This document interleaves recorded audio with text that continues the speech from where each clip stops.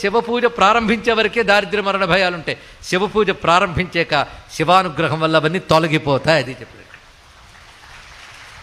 శివుడు ఎలా తొలగిస్తాడు? ఏ ప్రారబ్ధం వల్ల ఇవి వచ్చాయో ఆ ప్రారబ్ధాన్ని రెక్టిఫై చేస్తాడు ఆయన ఇక్కడ.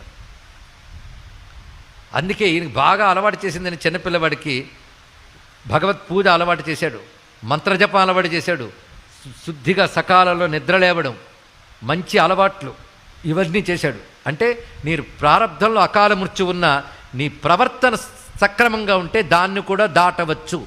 ఈ ఒక్క కథ ద్వారా ఎన్నో తెలుసుకోవాలండి. ఒక కథ ద్వారా ఋషులు ఎన్నో చెప్పదలుచుకున్నారు. ఒకవేళ ఎవరైనా ఇక్కడ శ్రద్ధగా విని ఉంటే ఈ కథలో ఎన్ని సందేశాలు చెప్పామో పాయింట్ వేసి రాసి చూపించగలిగితే వాళ్ళకి శివుడే గొప్ప డిగ్రీ ఇస్తాడు. నేనే చెప్పను. ఒక్కొక్క దానిలో ఎన్ని సందేశమో. కనుక నువ్వు చక్కగా ప్రవర్తిస్తే ప్రారబ్ధాన్ని కూడా ఏమనక్కర్లేదు. ఎందుకంటే ప్రారబ్ధం నీకేమిటో తెలియదు.